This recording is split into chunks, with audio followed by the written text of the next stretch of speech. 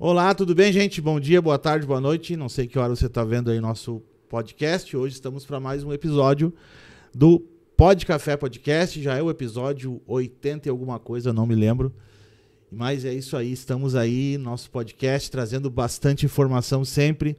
Você que está acostumado aí, você que nos acompanha, sabe que sempre muita informação relevante. A gente sempre conversa aqui com diversos tipos de pessoas, com músicos, a gente conversa com, enfim, com todo tipo de pessoas, né? Com humorista, a gente conversa com profissionais. E hoje a nossa conversa aqui vai ser bem interessante porque eu gosto de conversar com pessoas que atuam em áreas que eu tenho total desconhecimento. Porque sempre é uma aula pra gente, né? Sempre a gente aprende muita coisa quando alguém tem uma profissão que a gente não está acostumado, a gente não encontra todo dia. E hoje eu estou recebendo aqui a Malusa. É assim que pronuncia? Malusa? Isso mesmo, Malusa, mas podem me chamar de Malu, tá tudo Malu. certo. Quando chamam de Malu, não acho que é Maria Luísa? Às vezes acham.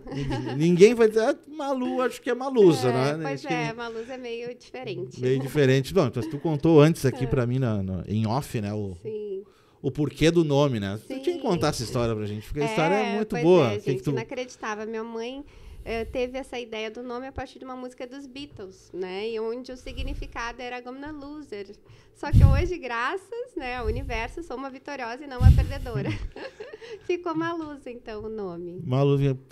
Interessante. Uma vez eu perguntei, porque meu irmão é Fagner, né? Sim, com F. Com F. Daí, óbvio, né? Cantor, né? Óbvio, clássico. Né? Aí a minha esposa se perguntava, por que o teu nome é Michael, né? Será que é o Michael Jackson? O que é? Não sei. Aí um dia perguntou minha mãe, olha só, por que o nome do Michael é Michael? Mas não sei porque a gente botou esse nome, não tem sentido nenhum. Né? Veio do nada, Surgiu, não tem... né? Acho que veio na cabeça deles ali. Gente, a Malusa, ela é veterinária. Isso Doutora mesmo. Veterinária com mestrado em inspeção sanitária. Exatamente, mestrado em inspeção e especialização em vigilância sanitária. Então, é uma área de atuação, né, Michael, que a maioria das pessoas não imagina que o veterinário possa, de fato, atuar. A gente até estava conversando, porque às vezes a gente pensa em veterinário, a gente pensa, o veterinário é o que trabalha na agropecuária fazendo... A gente não tem muita noção de quantos braços, né, e de quantas coisas a profissão pode atuar, né? Exatamente. A veterinária ela tem uma amplitude, uma transversalidade muito grande, porque a gente tem toda a parte de medicina, de pequenos animais, de grandes animais, a clínica, então, portanto, medicina, propriamente dita, as questões terapêuticas e protocolos, etc. Mas a gente tem a parte da produção primária, então, produção e manejo de todas as espécies, para a gente poder ter a produção do alimento. E aí, no segundo momento, quando a gente tem a produção primária, quando essa produção primária vai ser beneficiada, vai ter atividade industrial, é que entra a minha atuação como profissional da inspeção. Ou seja, a gente tem que garantir a segurança desse alimento de origem animal, que vai ser transformado, a matéria-prima, em produto acabado para consumo humano, né? Ah, entendi.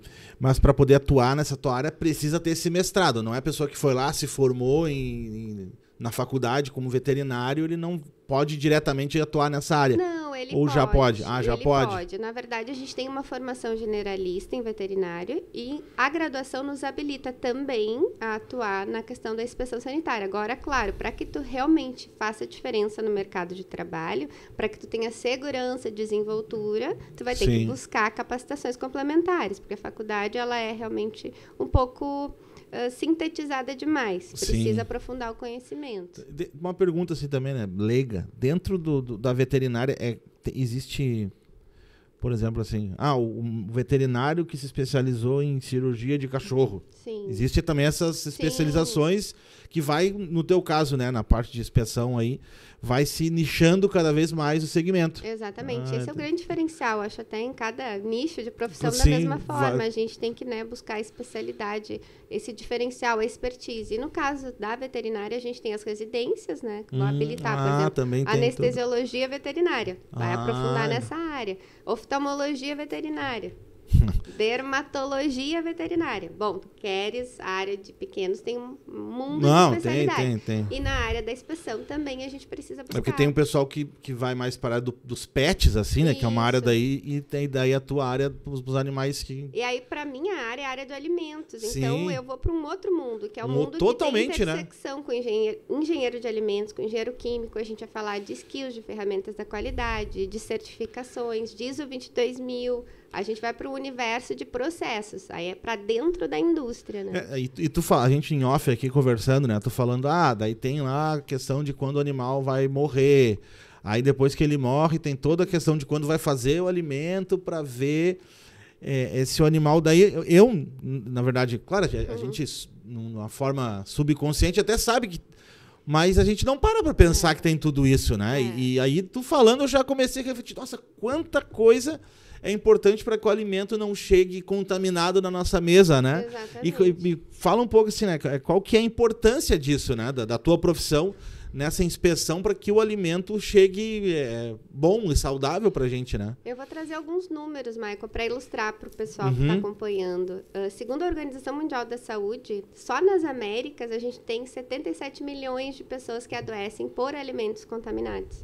E desse universo, cerca de 9 mil mortes por ano, então, de pessoas que consumiram alimentos contaminados ou água contaminada. Como é que previne isso? Como é que não acontece essas mortes? Com boas práticas de aplicação, com programa de pré-requisitos, que a gente chama, né? Que é adotar as boas práticas de higiene, potabilidade da água, prevenção da contaminação cruzada, controle de temperatura, uma série de providências que são necessárias. E aí que entra o profissional atuante no setor de alimentos. Então, hoje, a Organização Mundial de Saúde considera a inocuidade de alimentos prioridade em termos de segurança de alimento a nível mundial. Tanto que nós temos uma data, 7 de junho, é uma data internacional para a gente parar e conversar sobre inocuidade de alimentos. Então, a gente tem o impacto, né, principalmente os países subdesenvolvidos, a questão do saneamento básico deficiente, as boas práticas deficientes ainda acometem muitas pessoas. A gente tem salmonela, a gente tem Escherichia coli, a gente tem Shigella, tem uma série Listeria monocitógenes, bactérias patogênicas que causam muito além de gastroenterite aguda. Listeria, por exemplo, que pode estar num queijo mal cozido, aquele queijo clandestino que o pessoal compra na beira da estrada porque está barato, que está no preço da promoção. Esse queijo que não tem inspeção, que não tem o médico veterinário atuando, ele pode ter listéria. E a listéria pode fazer com que haja um aborto espontâneo de uma gestante. Nossa. E pode causar problemas neurológicos. Então, o produto de origem animal, ele precisa ter o carimbo de inspeção no rótulo. E isso é significado de segurança, de que tinha um profissional acompanhando, fiscalizando aquele estabelecimento, que as análises desses produtos foram feitas do ponto de vista microbiológico, a identidade e qualidade foi respeitada, porque não se trata só da segurança do alimento propriamente dito, de não transmitir patógenos através do alimento, né, de bactérias, vírus ou protozoários, mas também de atender os requisitos de identidade e qualidade que a gente fala em alimentos. Então, padrão de qualidade, eu vou comprar uma mortadela Bolonha. No corte transversal da mortadela, eu tenho a característica do toucinho, que tem que estar presente. Isso é uma identidade. Eu vou comprar um salame, por exemplo. O salame, o salame tipo italiano, tem um máximo de umidade, ele tem que ter resistência ao corte. Eu vou comprar uma copa. Copa é sobre a paleta, identidade. Então, para a gente poder fabricar esses produtos corretamente, precisa de um profissional acompanhando o processo de fabricação.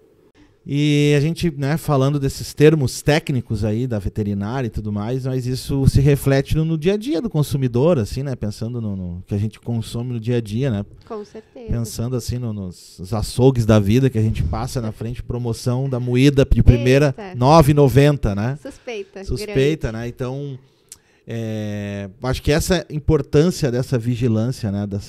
Dessa inspeção de ponta a ponta, não sei se esse termo, mas acho que é, né? De quando o animal... Existe também uma inspeção do animal enquanto ele está vivo, digamos assim? Sim. A gente, na verdade, o que a gente fala? Que toda a cadeia alimentar precisa de boas práticas. No campo, na produção primária, a gente chama de boas práticas agropecuárias. Então, preservar o meio ambiente, garantir o bem-estar animal, né, e uma boa alimentação, nutrição, sanidade desse animal durante E isso também influencia... diretamente no produto final. Então, começa lá no campo, boas práticas agropecuárias. Depois chega na indústria, boas práticas de fabricação. E depois de ter feito o processo tecnológico, a transformação dessa matéria-prima em produto acabado, depois a distribuição para o comércio. E lá na ponta vai chegar para o consumidor. Então, a gente diz que se um dos atores da cadeia de alimentos não entregar boas práticas, a gente tem problemas. A gente tem momentos de contaminação. São vários pontos críticos de controle que a gente precisa ter atenção. E precisa do comprometimento de todos esses elos da cadeia, né? Eu lembro quando eu era criança, né? Faz tempo, já fiz 37 agora, quarta-feira. E que a mãe da gente ia no aviário comprar a galinha dentro do ônibus, trazia ela enrolada no jornal dentro do ônibus, matava ela enforcada em casa, né? Tirava, misericórdia. Era um processo totalmente artesanal. Acho que eu não sei se vende ainda assim hoje, eu nunca mais vi, né? Não lembro. Então, esse gancho agora, Michael, que tu me deu, é importante a gente falar e desmistificar o conceito do artesanal e da galinha caipira, porque há uma correlação muito equivocada, né, na questão da cultura popular, de que a galinha caipira, de que o ovo caipira é mais saudável. Né? Então, a gente tem que desmistificar isso. Primeiro, para ser ovo tipo caipira, o sistema de criação, a produção primária tem uma peculiaridade. Tem que ter uma quantidade de aves, elas têm que estar submetidas a pastejo. Ela não pode ficar confinada no sistema de criação intensivo. Então, muitas vezes, a galinha está confinada no sistema extremamente intensificado, né, que muitas vezes não tem bem-estar animal, e não está submetida ao pastoreio, que a gente chama. Aí tem uma questão de quantidade de área, por quantidade de aves, etc. O tipo de alimentação dessa ave também tem que ser controlado. Então, tem uma série de requisitos. Quem é que vai validar e fiscalizar isso? O veterinário do serviço de inspeção, municipal, estadual ou federal. Mas eu imagino que a demanda deve ser muito maior do que é possível se fiscalizar, porque isso é uma coisa que é muito comum, assim, né? Terrível, né? Para a gente explicar, assim, de forma resumida para o pessoal, na verdade, a gente tem no Brasil 2 áreas de competência de fiscalização quando a gente fala em segurança do alimento. A gente tem a área da saúde e a área da agricultura. Então, quando a gente fala em comércio de alimentos, a gente está falando do varejo, do supermercado, da feira, etc., é saúde, a vigilância sanitária do município ou vigilância sanitária estadual, se não houver a municipal. Então, lá na ponta, na gôndola, direto para o consumidor, é a vigilância sanitária. Agora, o processo de industrialização de produto de origem animal, quem faz o registro desse estabelecimento, seja ele um frigorífico, uma fábrica de embutidos, uma granja que produz ovos, né, uma unidade de beneficiamento de mel, uma unidade de beneficiamento de pescado, enfim, qualquer produto de origem animal, especificamente, ele precisa estar legalizado, registrado junto ao serviço de inspeção, que pode ser municipal, estadual ou federal. Dependendo da esfera de registro desse estabelecimento, ele vai poder comercializar com limites geográficos. No sim, o nome está dizendo, só dentro do município, a nível estadual para todo o estado e federal para todo o Brasil. Para além disso, a gente tem, fora os serviços, nessas 3 esferas, a gente tem 2 sistemas. Quais são eles? O SISB, que é o Sistema Brasileiro de Inspeção de Produto de Origem Animal, que significa que o SIM foi equivalente ao Serviço de Inspeção Federal, nos seus métodos, nas suas rotinas, nos seus procedimentos, assegurando a inocuidade dos alimentos de tal forma que esse alimento, por exemplo, de Novo Hamburgo, vamos supor que tem um SIM organizado, Novo Hamburgo possa ser comercializado em todo o Brasil. Glorinha, por exemplo, Glorinha, na região metropolitana, tem SISB, é um Serviço de Inspeção Municipal aderido ao SISB. Então, tem lá uma queijaria X, que está no SISB, que pode vender os seus produtos para todo o Brasil. Ah, interessante. E a gente tem o SUSAF, que é o Sistema Unificado de Sanidade Agroindustrial, Familiar, Artesanal de Pequeno Porte, que possibilita que essa pequena agroindústria, que está legalizada no município, né, que tenha a questão da agricultura familiar. O que é a agricultura familiar? É justamente, vamos imaginar uma granja, né, uma família de agricultores que produz ovos, que tem uma granja avícola. E faz isso de uma forma adequada, registrada no Serviço de Inspeção Municipal. E o serviço está, tecnicamente, administrativamente, equivalente ao Serviço de Inspeção Estadual nas suas rotinas. Ele está estruturado, está regulamentado e ativo, etc. O SIM funciona corretamente. Tem educação sanitária, tem combate à clandestinidade, tem projetos aprovados, tem registro, análise e aprovação de rótulos. Tem toda a rotina do médico veterinário, no ante, pós-mortem nos frigoríficos, nas vistorias dos periódicos, etc. Então, esse sim, ele pode conseguir o SUSAF, e daí essas pequenas agroindústrias podem comercializar fora do município. Então, são várias formas que a gente tem. E é importante que o consumidor, de fato, olhe para o rótulo e procure o selo de inspeção, porque realmente são muitas doenças. Até para ilustrar para o pessoal, Michael, trazer mais um dado. Eu falei de 77 milhões de pessoas nas Américas que são acometidas. E quando a gente fala de doença transmitida por alimento, a Organização Mundial da Saúde fala do termo zoonoses. Não sei se o pessoal conhece zoonose. Será que conhece o que significa? Eu, particularmente, não conheço. Zoonoses. São doenças... Zoonose. Zoonoses. Tem a ver com bicho, que é zoo. Exatamente. Viu só? Não, eu sou um gênio, né? Praticamente. Muito bem. Então, as zoonoses são doenças transmitidas dos animais aos homens. E 60%, olha o número, 60% das doenças infectocontagiosas que acometem o homem, a origem aonde? Nos animais. Tá, mas a origem, de repente a pergunta seja idiota. Tá? Não, nada é idiota. Mas ela procede do animal vivo ou do animal morto? Depende. Porque daí, que nem assim, uma vez tava aquele lance lá, dando a febre amarela, acho que vem do macaco. Lá queriam matar os macacos em São Paulo. Porque aí que tem, a gente pode ter a situação de um vetor invertebrado, de um inseto, de um, né, tá, de um aí, vetor. Aí tem o animal vertebrado, invertebrado, sim, vivo. Sim, mas a minha pergunta é assim, né? Isso que tu tá falando, a inspeção que um veterinário faz, é relacionada às duas coisas. Tanto se o animal é... A doença que ele transmite enquanto vivo e a doença que ele transmite, que ele pode ter depois de que está morto e pronto para o consumo. Exatamente. Tá. Porque vamos imaginar, ele vivo, um leite não pasteurizado. Né? Pode ser motivo de transmissão de brucelose, de tuberculose, de listeriose. Vamos lembrar, a gente viveu e está vivendo ainda resquícios de uma pandemia. Entra o conceito de saúde única muito forte. O que é o conceito de saúde única? Que é o que está posto. Reconhecer que a gente tem uma intersecção entre saúde humana, saúde animal e meio ambiente. Por exemplo, o Covid-19, as hipóteses levantadas lá na China dão conta, né, do consumo de morcegos. Tá, e esse morcego foi, na verdade, contaminado por um possível tamanduá equivalente lá. E tu como hospedeiro intermediário. Tu, como veterinário, tu acredita que pode ter a ver com esse lance do morcego? Sim. De fato, é uma das hipóteses que foi levantada. E aí é a questão de uma zoonose. Sim, imagina, né? Tu imagina lá que eles comem cachorro, Imagina, não tem inspeção nenhuma. Não. Eles matam ali e vão assando. Cadê o médico veterinário na feira da China para dar conta, né? Imagina. Mas é uma outra questão que eu perguntava, ver se tem a ver, né? Uma curiosidade também. Daí o pessoal fala. Porque hoje assim, existe um grande número de pessoas com, por exemplo, intolerância à lactose. Né? Aí as pessoas falam, isso aí porque tem a ver com a vaca, com a alimentação que a vaca tem, porque era uma coisa que não se existia tanto. Por que aumentou o número de pessoas com intolerância à lactose, por exemplo? Eu nunca tinha ouvido falar e de uns anos para cá parece que todo mundo tem isso, né? Eu acho que tem um pouco de cultura, de novos hábitos, uma preocupação maior com a alimentação. Porque assim, pode ser que as pessoas tinham e não sabiam, né? Acredito que sim, porque sabidamente, por exemplo, se a gente comparar as espécies de animais, o leite menos alergênico é o de cabra, depois o de ovelha e depois o bovino. Então, dentre as espécies, de fato, o bovino talvez é o mais, digamos assim, industrializado e comercializado, mais consumido, mas teoricamente, isso os estudos científicos mostram, é o com potencial de causar alergia maior. Então, a escolha seria a opção de substituir o leite bovino pelo caprino. O meu filho, por exemplo, ele tem intolerância à proteína do leite, né? Então, não pode ter, não é nem a lactose, é a proteína do leite, né? Então, minha esposa não pode comer nada que tenha proteína do leite.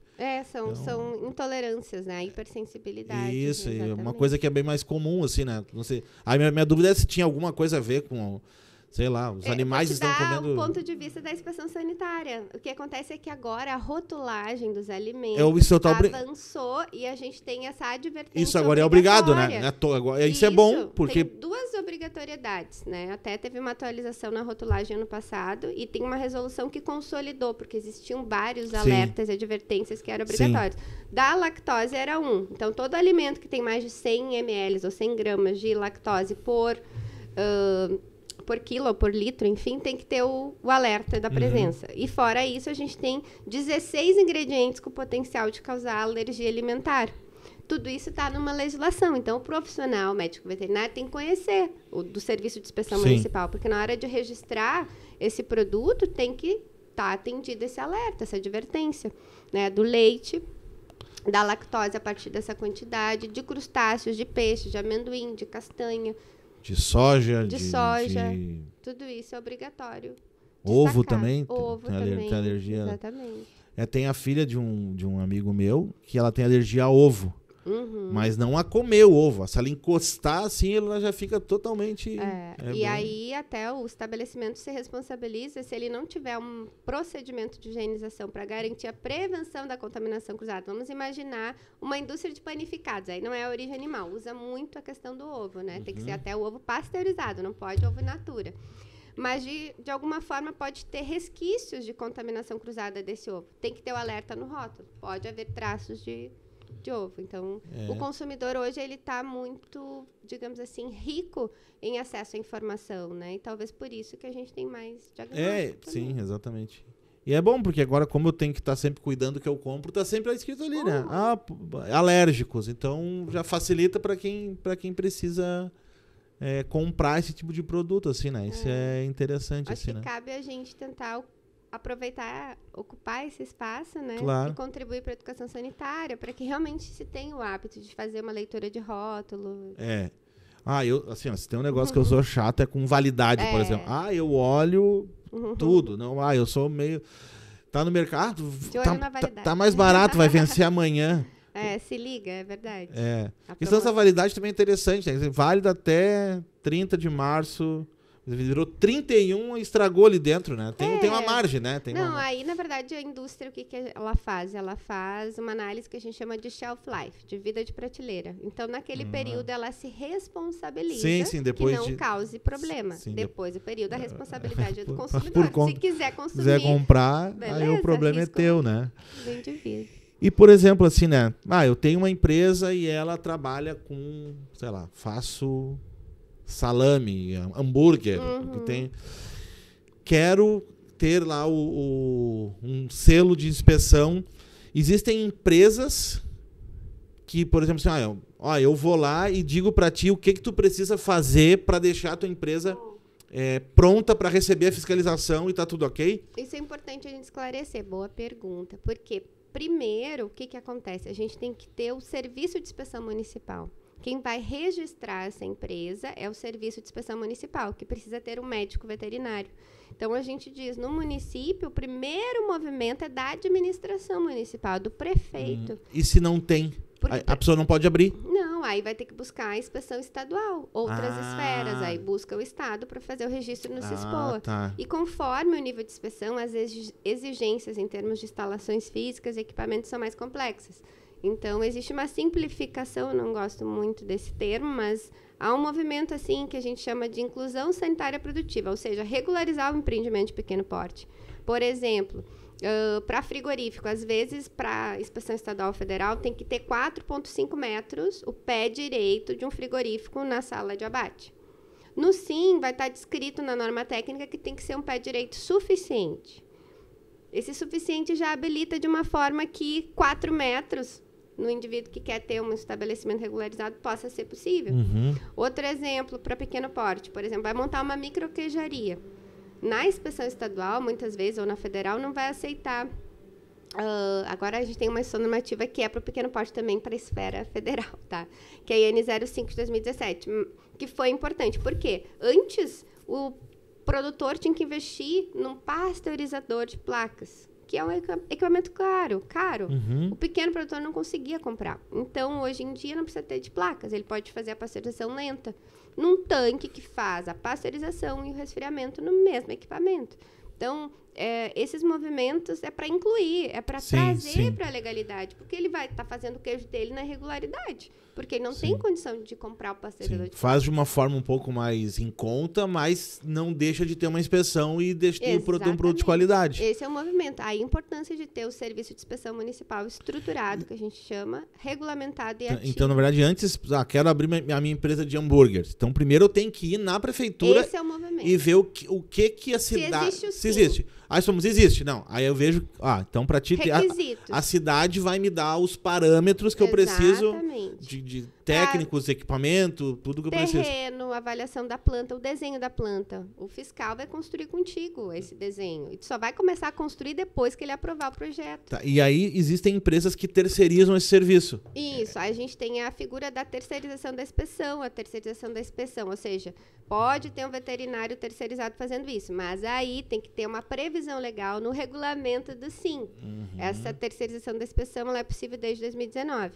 Então, o que tu tinha comentado antes sobre a questão de ter uma consultoria, aí a gente está na perspectiva do estabelecimento. São dois movimentos. Então, uma coisa é a regularização, a legalização sanitária, que é uma ação do Estado, de habilitar o estabelecimento, de registrar o produto. Outra coisa é ter uma consultoria ou um responsável técnico orientando o estabelecimento para atender a fiscalização. Então, as duas coisas têm que... A consultoria, ela pode ser solicitada, mas se entende que, tendo o responsável técnico por aquele estabelecimento, ele seria suficiente para prestar o serviço. Então, se eu tenho que é um veterinário.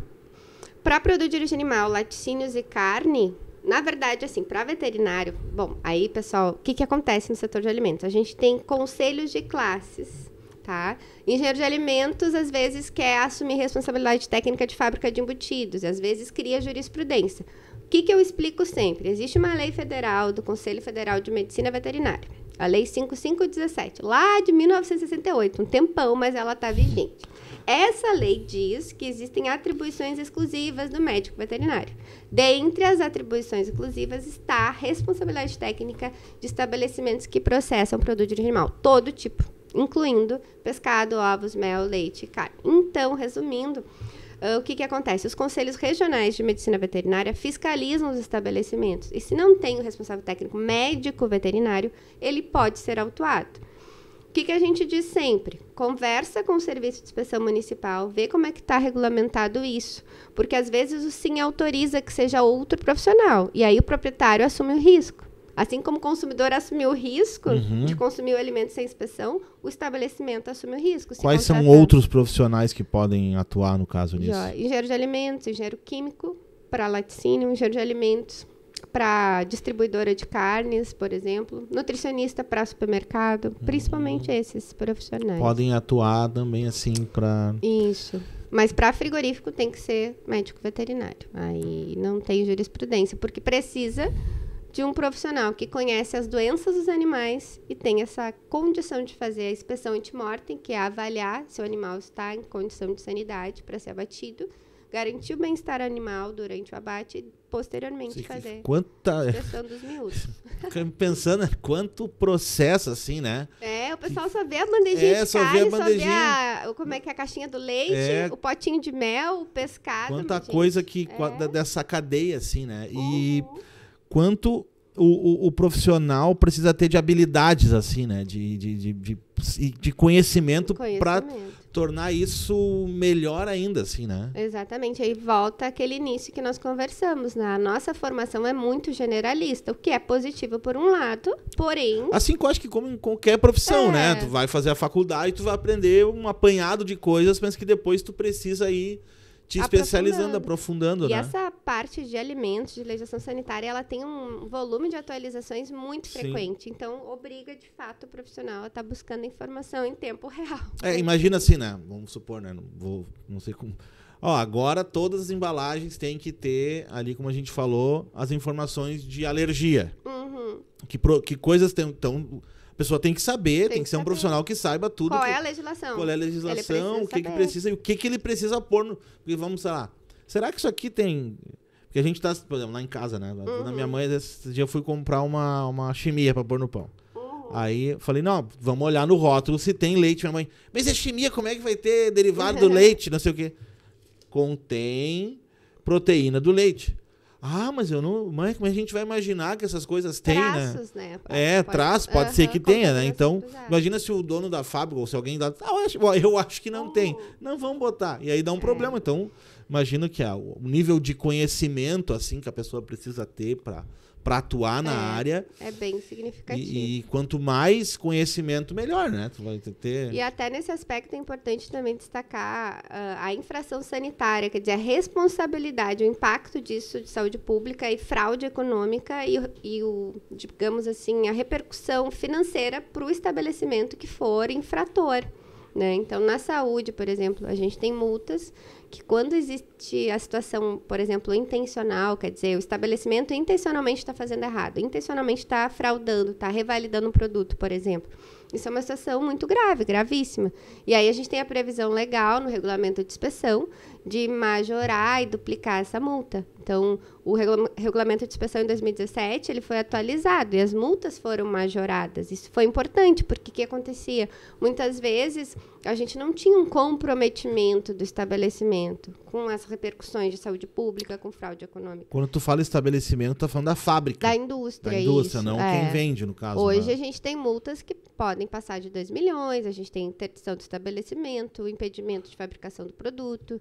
Quando ele faz, sabe que tem problema e mesmo assim não se interessa, não se importa. Exatamente. Agora, ele também pode ter uma situação atenuante. Ele fez sem saber, por exemplo, Claro. o RT foi negligente ou não foi correta a Sim, orientação dele. Então, foi atenuante. Não, mas há o agravante, e aí as penalidades. E é importante dizer que é crime contra o consumidor, então a repercussão não é só do ponto de vista do Sim. descumprimento sanitário, é civil. Ele Sim. responde por um crime contra o consumidor. Pode vir até aquele que faz os programas de TV, vai nos mercados, esqueci o nome dele, vem em cima, esqueci Tem o o nome. Dr. Bactéria, que é famoso. Ah, esse é famoso, né? Ah, verdade, isso é bem... Agora ele pode ser preso, né? Se de fato, por exemplo, tem a questão da força-tarefa que tem aqui no estado. Aham. Nessa operação vai o Ministério Público Estadual, vai a Secretaria da Saúde, Secretaria da Agricultura, o PROCON, Delegacia do Consumidor juntos, a partir de denúncias de produtos clandestinos ou de adulterações, etc., em municípios. Vai essa força-tarefa, faz uma varredura. E se for identificado situações de infração, pode ter ser... casos, por exemplo, né, que algum fiscal da prefeitura fez uma vista grossa, alguma coisa, e liberou uma fábrica, alguma coisa, também isso pode acontecer, né? vai aparecer também. Daí isso também...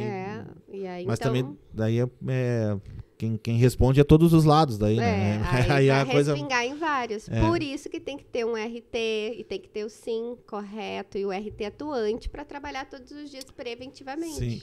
E tem a ver também, né, com até uma coisa que eu vejo que já ouvi muitas pessoas falar que é uma briga, que é o fato de, por exemplo, não sei se mudou a legislação, né, de que restaurantes não podem, por exemplo, doar a comida que sobra, não, né? Isso modificou. Mudou? A gente teve uma lei de doação do alimento que foi regulamentada. É um pouco polêmica. Mas tinha a ver com isso, né? Porque o restaurante não podia se responsabilizar. Existe essa lei, mas ela é bastante polêmica. E como existem as repercussões, e aí que tá... É bem polêmico, assim, né? Então, é um risco, né? Então, na verdade, na prática, ela não é muito aplicada. Tá? Mas ela foi regulamentada. Porque o que acontece?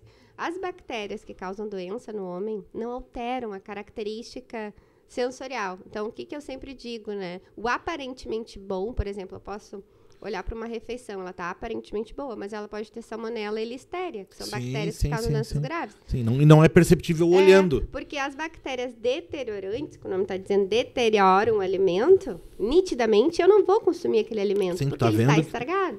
Mas essas bactérias não causam problemas tão graves, que seria a pseudomonas, por exemplo. Sabe aquele peixe que fica com aspecto de limosidade, com aspecto repugnante? É pseudomonas. Eu não vou consumir aquele peixe. Sim. Mas uma salmonela no queijo, o queijo vai estar amarelinho, maravilhoso. Então, é muito... Sem uma análise laboratorial, a gente não tem segurança. Eu lembro, uma vez a gente foi de turma comer um lanche num lugar, não vou citar o nome também, que eles ainda estão em funcionamento, e todo mundo passou mal, né? Então, todo mundo, e provavelmente era o queijo. Aí o cara assim, né? Ninguém queria a gente tipo, ia toda semana lá, ninguém queria se comprometer e tal. Daí o cara deu de brinde pra todo mundo um rodízio de pizza, né? Tipo, não, porque imagina assim, tô te falando que de mais de 20 pessoas passaram mal, assim, e mal de, sei lá, todo mundo ficou mal da barriga uma semana. Para classificar como DTA, doença transmitida por alimento, mais de uma pessoa tem que adoecer, né, e ter os mesmos sintomas. Então, já era possível de notificação. Na verdade, DTA é notificação obrigatória.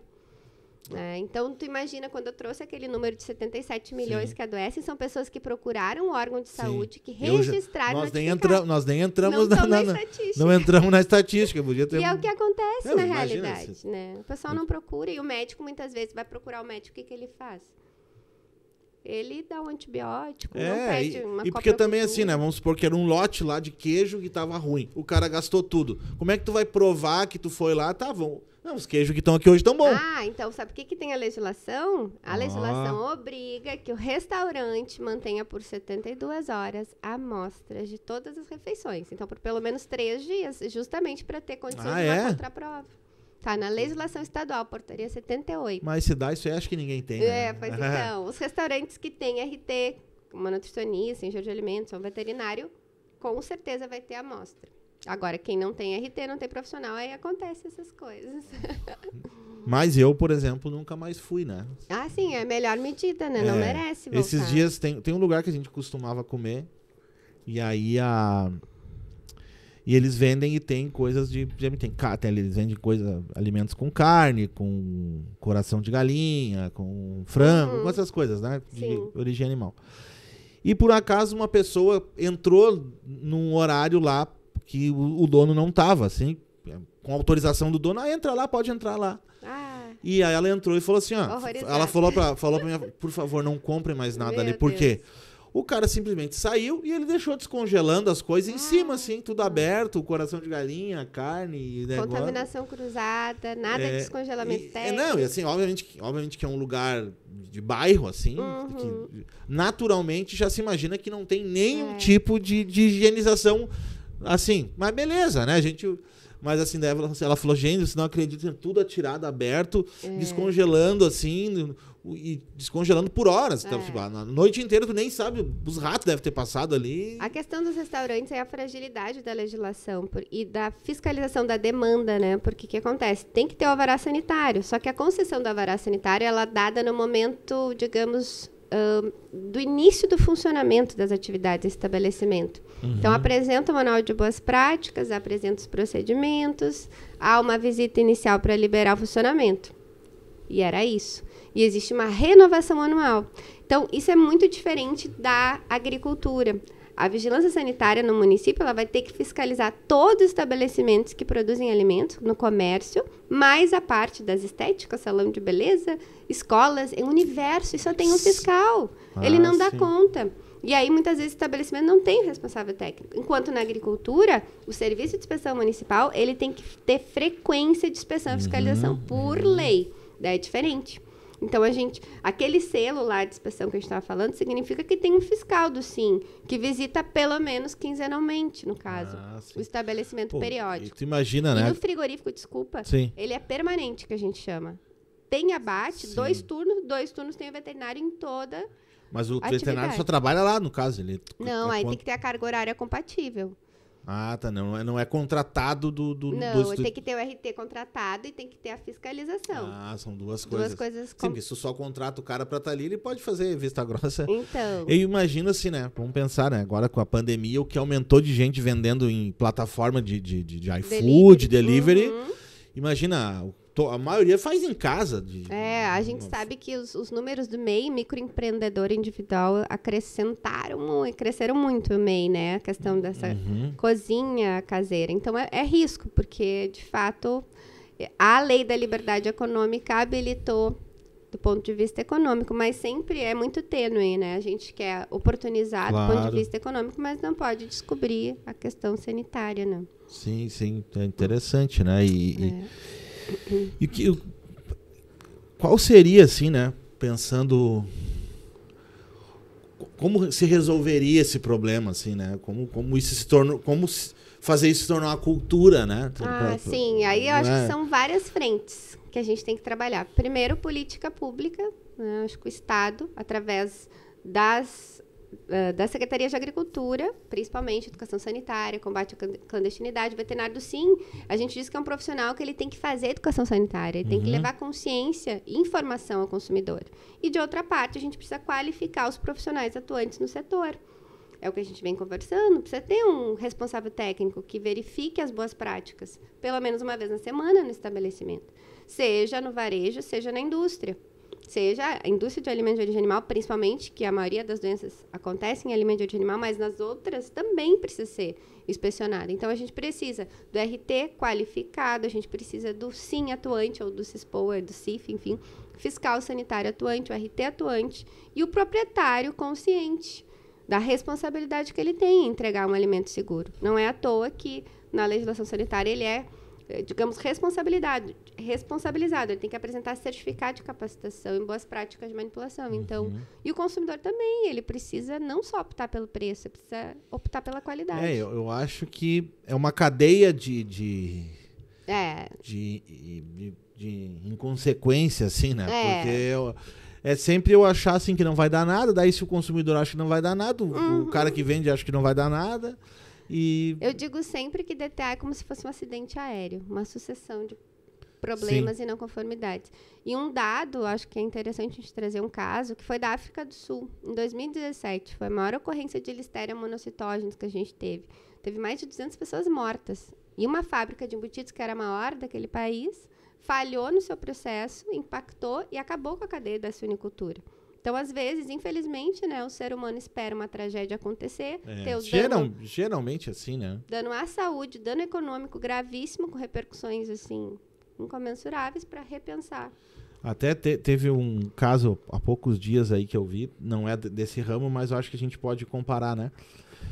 Que era um produto para cabelo. Você chegou a ver essa? Que era para alisamento, né? Era tipo uma pomada para o cabelo que as mulheres estavam usando. Né? E assim, a Anvisa estava liberando, porque é um produto que não exige uma fiscalização tão grande, né? Mas estava escorrendo quando as mulheres pegavam chuva ou molhavam e estava causando cegueira, né? Então, assim, e era uma coisa que, teoricamente, a Anvisa diz, não, sendo só essa fiscalização aqui, beleza. Daí tem que esperar dar um problema, daí eles proibiram todas as marcas de vender aquele produto. Vou trazer um exemplo agora, puxando para alimentos. Gelados comestíveis, o famoso sorvete. Sorvete não é produto de origem animal, porque basicamente é gordura hidrogenada. Esse tipo de produto, a legislação da Anvisa, a Resolução 23, dispensa de registro, que é o que tu está dizendo. Então, o estabelecimento, ele fica sujeito à fiscalização da saúde, que é aquilo que eu estou dizendo. Concede alvará e vai visitar quando? Uma vez por ano ou quando tem denúncia. Imagina, sorvete. Aí vai verificar as estatísticas internacionais, a gente tem casos de listéria em sorvete contaminado, que no Brasil está dispensado de registro e que não tem fiscalização frequente. Então, é delicado. Alimento, a gente precisa ter compromisso. E aí, é aquele conceito de qualidade. Qualidade é fazer o certo quando ninguém está olhando. Poxa, se eu tenho empreendimento, eu estou optando por vender alimento, não é eletrônico, não é roupa, não é outro segmento, é alimento. Então, o compromisso com a manipulação segura deve existir, né?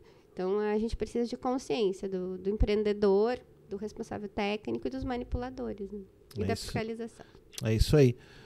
Falando assim agora um pouco, né? Eu sei que tu também tem um trabalho voltado a cursos, capacitação. Fala um pouquinho pra gente, assim, qual a área dos cursos, como é que funciona, quando é que tem turma, como é que tu trabalha nesse aspecto, legal. né? Legal. Então, como eu estou na Secretaria da Agricultura desde 2015, então há muitos anos a gente vem ajudando os municípios a estruturar o serviço de inspeção municipal. Então, eu capacito os veterinários responsáveis pela fiscalização.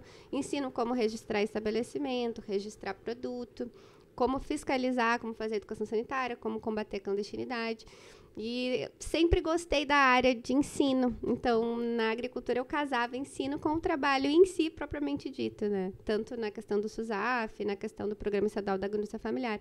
E aí, eu também montei um perfil de professora. Sou professora em outras instituições de ensino também. Então, eu sempre tive muita vocação, gosto, tenho muito prazer pela área de ensino. A gente até montou uma pós-graduação em Higiene, Inspeção e Vigilância Sanitária. Formamos uma turma de 30 alunos. Oh, que massa. E aí eu quis aproveitar esse momento da pandemia para levar o movimento presencial para o online. Então, eu estou há 2 anos com um perfil no Instagram, que é o Food Solution, e através de plataformas a gente faz os cursos online. Eu oportunizo, então, o médico veterinário, ou engenheiro de alimentos, ou nutricionista, que é atuante como RT, responsável técnico, ou como fiscal sanitário, a se qualificar, para justamente ser esse profissional que faz a diferença no setor. E aí a gente está com cursos em 2023, inscrições abertas. Eu tenho turma agora 10 e 11 de março. Higiene, inspeção e tecnologia de embutidos. Tudo para o processamento seguro das carnes, para chegar bonitinho lá na gôndola do supermercado. Para fazer um salame, para fazer a copa, para fazer a linguiça toscana, etc. Para fazer as carnes temperadas. A gente fala tudo do ponto de vista da inspeção, da fiscalização e do responsável técnico de boas práticas. Depois eu tenho o curso dia 24 e 25 de março de responsabilidade técnica em supermercado. E aí a gente vai falar do que pode ou não pode. Porque tem várias coisas que são atividade industrial, que tem que ter registro na agricultura. Aí depois eu tenho um curso de 30 de março e 1º de abril, que é para gestão documental no serviço de inspeção. Como que eu faço para montar o SIM na prefeitura? E como que eu faço para analisar e aprovar projetos de indústrias, de fábricas? A gente ensina tudo nesse curso. E também vou ter um curso de higiene, inspeção e tecnologia de pescado. São os 4 cursos aí de março e abril. Quem quiser mais informações, segue o perfil Food Solution. Legal. Depois a gente coloca ali na descrição do vídeo, também vai ter todas as informações. Você que é da área e quer saber um pouco mais aí, vai ser bem, bem interessante, né? Para quem já trabalha na área, eu acho, quer se especializar, quer conhecer mais. Com certeza. Isso é legal. Lembrei de uma coisa que eu achei interessante. Eu tenho um amigo de Santa Catarina, em Itajaí, e ele trabalha com vídeo também, com produção de vídeo. E eles fizeram, acho que foi durante a pandemia, um pouco depois, assim. Não sei se a gente já tá... Não é mais pandemia agora, né? Não, já saímos da calamidade. Não sei se tem algum outro nome, mas enfim. E eles... Uma empresa da China, eu acho que era da China, eles queriam fazer uma vistoria num frigorífico. Não sei se é onde bota peixe, chama frigorífico também. Depende. Não sei, eu sei que era um negócio de peixe. Porque Itajaí lá tem... Peixe é unidade de beneficiamento de pescado. Daí eles iam... Mas era um negócio frio, assim, gelado, assim, Sim. congelando. Porque eles entraram com as câmeras lá. Show. E era online, né? Era uma vistoria online, porque para os caras da China ver se eles queriam... Se aquele lugar era bom para eles comprar, né? Achei interessante, né? Bem bacana, exatamente. E daí a possibilidade também de fazer isso de uma forma remota, né? Para ver se estava tudo dentro do padrão. Provavelmente tinha algum fiscal junto ali, vendo, se comunicando com os caras da China. Interessante, o Ministério né? da Agricultura recebe muito, né, as visitas, as auditorias externas, para justamente poder exportar. Só que essas plantas que são CIF, Serviço de Inspeção, tem registro no Serviço de Inspeção Federal, são para exportação. Então, além de atender a legislação toda para a obtenção do registro CIF, tem que atender ao mercado comprador. E aí tem uma série de especificidades nas exigências. E muitas vezes, por exemplo, para exportar, tem que ter ISO 22000, que a gente chama, que é uma certificação de segurança do alimento. Então, além de ter as boas práticas de aplicação, procedimentos operacionais, os programas de autocontrole que a gente chama, ainda tem que ter toda a cadeia de rastreabilidade atendida com o mesmo nível de segurança. Então, são plantas que têm complexos na sua gestão da qualidade e que tem que atender requisitos adicionais. Então, bem interessante. De vez em quando, o Ministério é auditado para justamente verificar se esses procedimentos estão sendo atendidos, né? Legal. É legal. Imagina. Sou suspeita. É um ramo muito legal aí, gente. Então, se você é do ramo aí, ou para quem é estudante ainda também vale? Com certeza, tô no meio da vale. faculdade veterinária, mas já quero fazer o curso já. Apresenta comprovante de matrícula e pode fazer sim. E o perfil já tem bastante vídeos ali, eu sempre faço lives também, pessoal acompanhando. Pelo menos de 2 a 3 lives a gente faz, eu deixo salvo no feed, então tem bastante conteúdo para quem quiser também acompanhar e ler a respeito de food safety, de segurança dos alimentos. É isso aí, pessoal. Vamos consumir os alimentos saudáveis e seguros, isso aí. Saudáveis pode ser que sejam, mas não sejam seguros. Então, cuidem muito disso aí, né? Cuidem muito disso. Então, se você sabe que tem um estabelecimento com uma cozinha meio Disque Suspeita, denúncia. suspeita. 150. Vale a pena a gente deixar esse recado. Disque denúncia, Secretaria Estadual de Saúde. Aí, Liga para o SEVES, que é o Centro Estadual de Vigilância Sanitária, número 150, denúncia anônima. Vale a pena. Porque às vezes às vezes a gente não quer prejudicar alguém. Vamos prejudicar, o cara tá ali tentando sustentar a família dele. Beleza, mas daí ele pode estar botando em risco a tua família, né? E outras várias pessoas, né? Então Exatamente. Isso eu acho que é uma coisa bem séria, assim. É o tipo de coisa que não se brinca, não se brinca, né? Não é qualquer coisinha, né? Então é isso aí, gente. Muito obrigado aí para quem ficou nos assistindo. Tenho certeza que foi muita informação. Sempre costumo dizer que o podcast sempre é uma aula, né? Então a gente aprende muita coisa aqui. Um prazer. Malusa. Se você pesquisar Malusa no YouTube, vai cair nesse vídeo. Pode ter certeza. Não sei se tem outras. Não conhece nenhuma outra Malusa? Não conheço. Acredito que seja difícil, mas existem no Brasil. Curitiba conhece uma Malusa. Malusa. Podia ser nome de cantora. Cantora Malusa. Não acho muito sonoro, né? Mas agradeço. Tinha Vanusa, né? Tinha Vanusa, nada a ver, né? Por isso que eu pensei, eu acho, né? Agradeço pelo espaço. Então tá. Então é isso aí, gente. Muito obrigado. Toda semana com novas entrevistas aqui no nosso canal. Fiquem com Deus. Tchau, tchau.